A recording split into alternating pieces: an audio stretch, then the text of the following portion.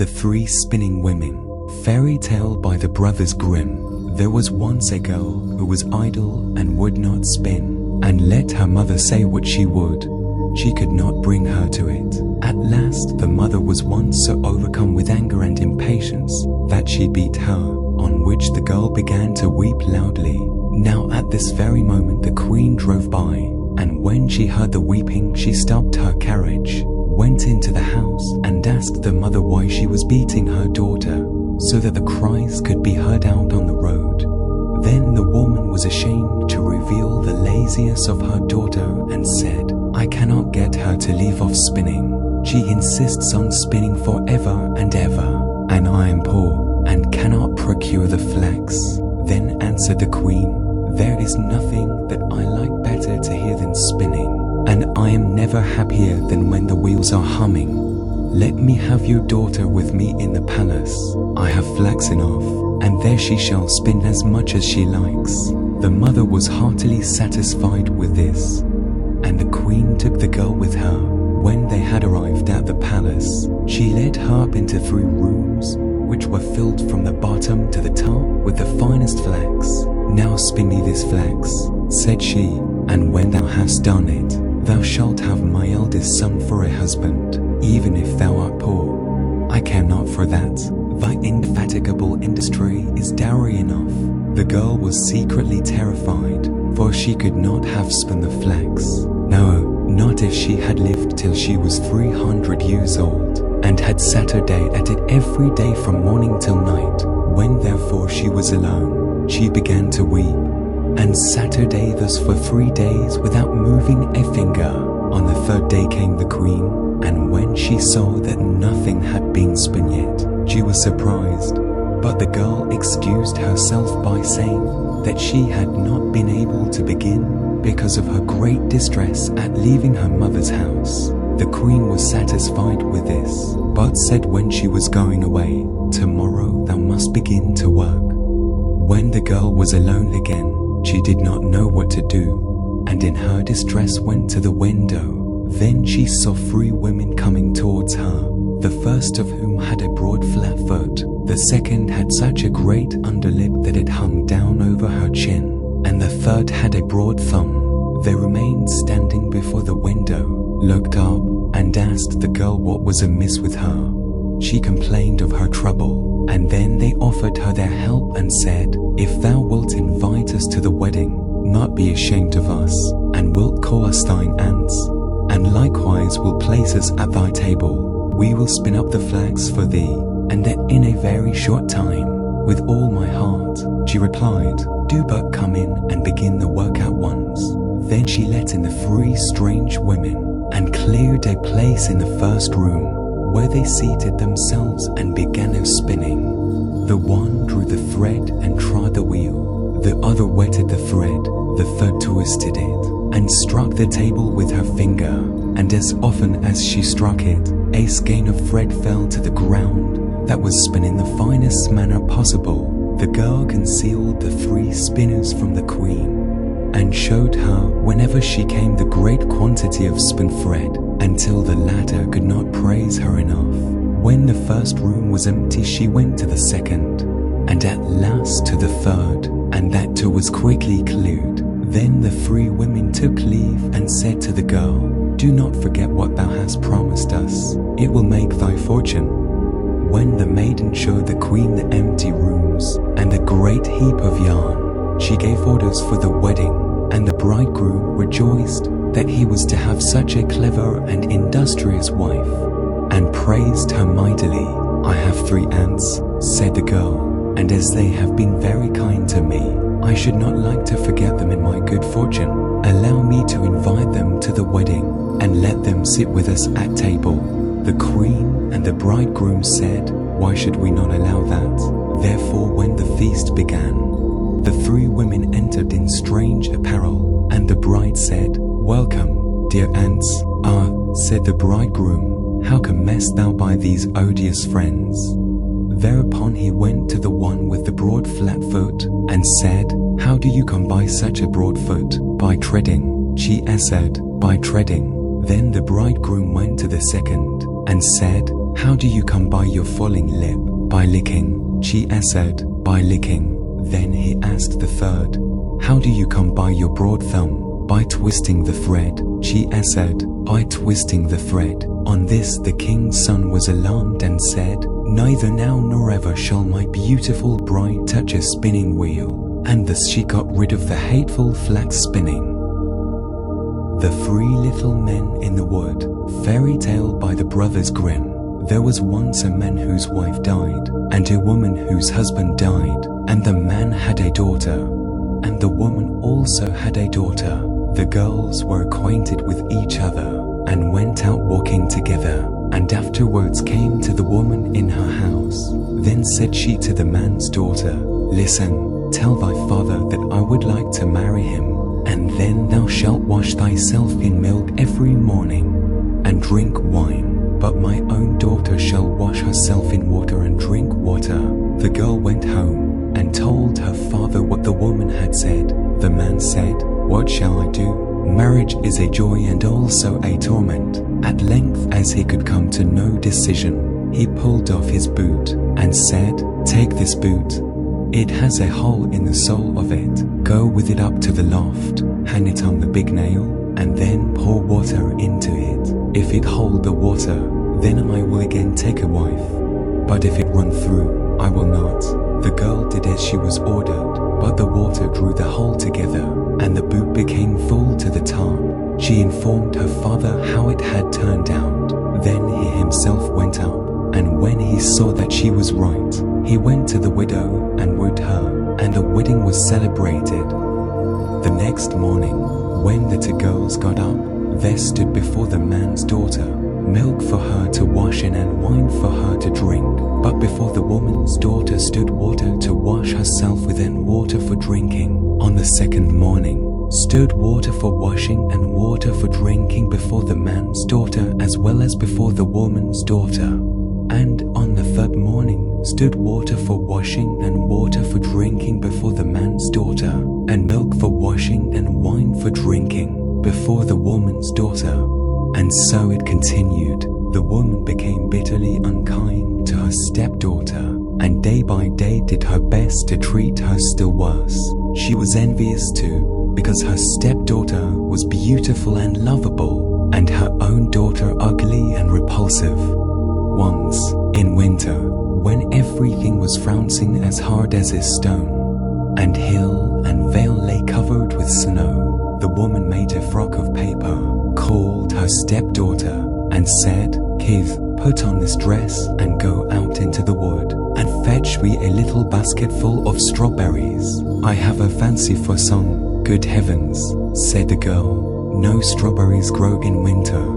The ground is frowning, and besides the snow has covered everything. And why am I to go in this paper frock? It is so cold outside that one's very breath freezes. The wind will blow through the frock, and the thorns will tear it off my body. Wilt thou contradict me again? Said the stepmother. See that thou goest, and do not show thy face again until thou hast the basketful of strawberries. Then she gave her a little piece of hard bread, and said, This will last thee the day, and thought, Thou wilt die of cold and hunger outside, and wilt never be seen again by me.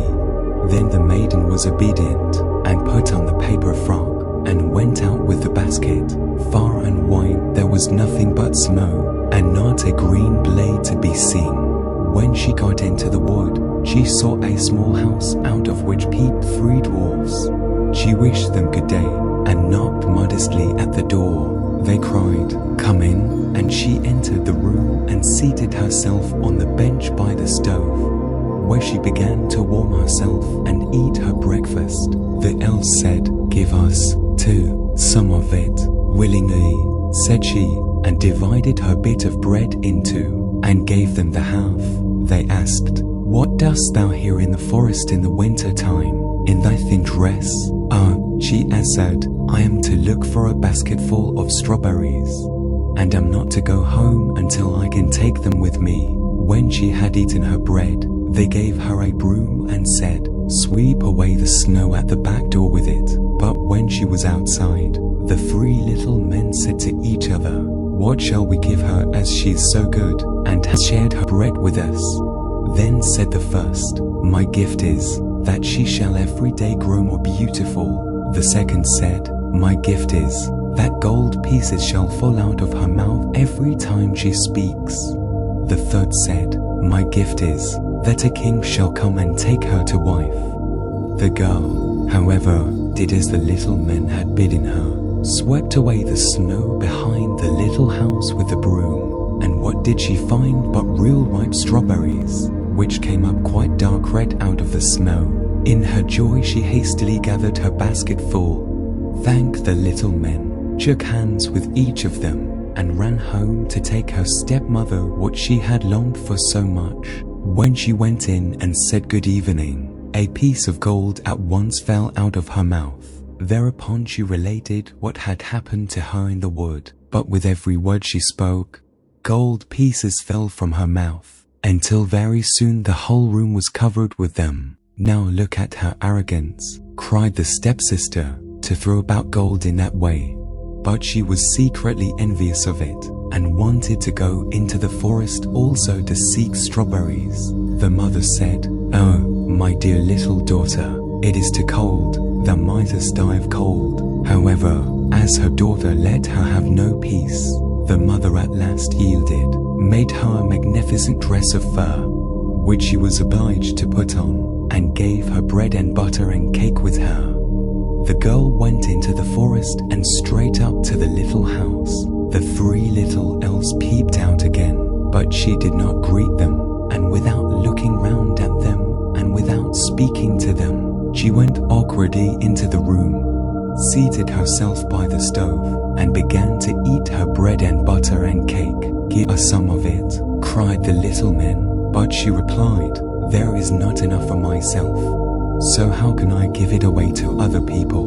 When she had done eating, they said, There is a broom for thee, sweep all clean for us outside by the back door. Humph, sweep for yourselves. She answered, I am not your servant. When she saw that they were not going to give her anything, she went out by the door.